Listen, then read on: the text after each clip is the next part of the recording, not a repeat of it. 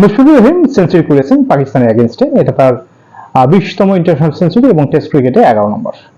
আমরা আশা করব এটা তার চতুর্থ ডাবল সেঞ্চুরির দিকে যাবে। যদি ডাবল সেঞ্চুরি করতে পারেনি তাহলে বাংলাদেশ এই টেস্টে হারবে তো নয়, জেতার একটা সমূহ সম্ভাবনা তৈরি হবে।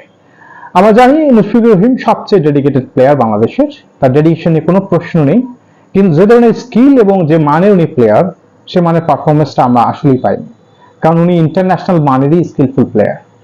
এটা মূল কারণ হতে পারে আমরা টেস্ট ক্রিকেট অতটা সুযোগ পাই না খেলতে।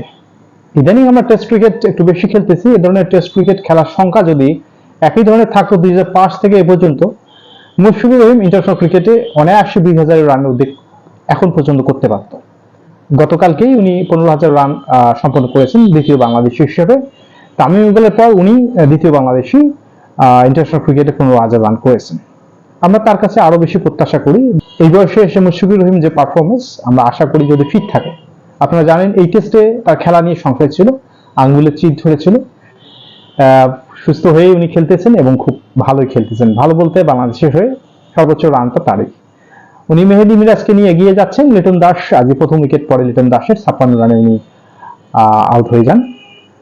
আমরা আশা করবো মেহেদী মিরাজ এবং মুশফিকুর রহিম যে পার্টনারশিপ, এই পার্টনারশিপ পাকিস্তান যে রানে ডিক্লারেশন করেছে আমরা সেটাকে কাটিয়ে যাব, এটা সম্ভব। বাংলাদেশ এই মুহূর্তে 426 রান করে ফেলেছেন 6 উইকেটের বিনিময়ে, খুবই ভালো একটা সংগ্রহ।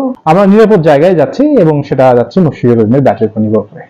আমরা জানি Mushfiqur Rahim number 1 skilful batsman বাংলাদেশের হয়ে, এবং যে প্রত্যাশাটা তার উপর, উনি প্রত্যাশা মিটিয়েছেন।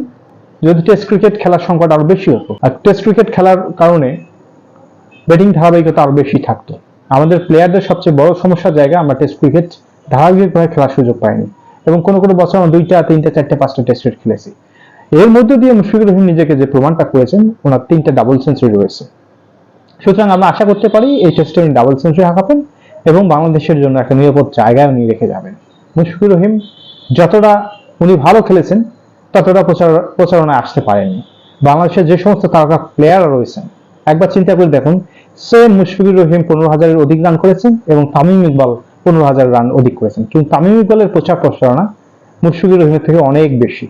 এখানে দুর্ভাগ্যের একটা শিকার মুশফিকুর রহিম। তারপর আমি বলবো প্রচারণা নয়, যে স্কিল এবং যে ডেডিকেশনটা উনি দেখিয়েছেন বাংলাদেশের ক্রিকেটারদের মধ্যে, আমার মনে হয় এই ধরনের ডেডিকেশন স্কিল নিয়ে এখনো খেলতেছেন বা বিগত ইতিহাসে আমাদের খেলেছেন এরকম প্লেয়ার হয়তো বা নেই। আমরা আশা করবো মুশফিকুর রহিম তার ক্যারিয়ারের এই শেষ সময়ে এসে যে কয়েকটা বছরই খেলুক না কেন, সুস্থ থেকে খেলবে এবং এ ধরনের পারফরমেন্স আরো দেবে, এটা আমরা প্রত্যাশা করি। তার সমস্ত এক্সপিরিয়েন্স শেষ সময় এসে কাজে লাগাবে এবং ইয়াংদের উদ্বুদ্ধ করবে, এটাই আমরা প্রত্যাশা করি। আর আমি প্রত্যাশা করতেছি আপনারা আমার চ্যানেলটিকে সাবস্ক্রাইব করে দেবেন। ধন্যবাদ সবাইকে।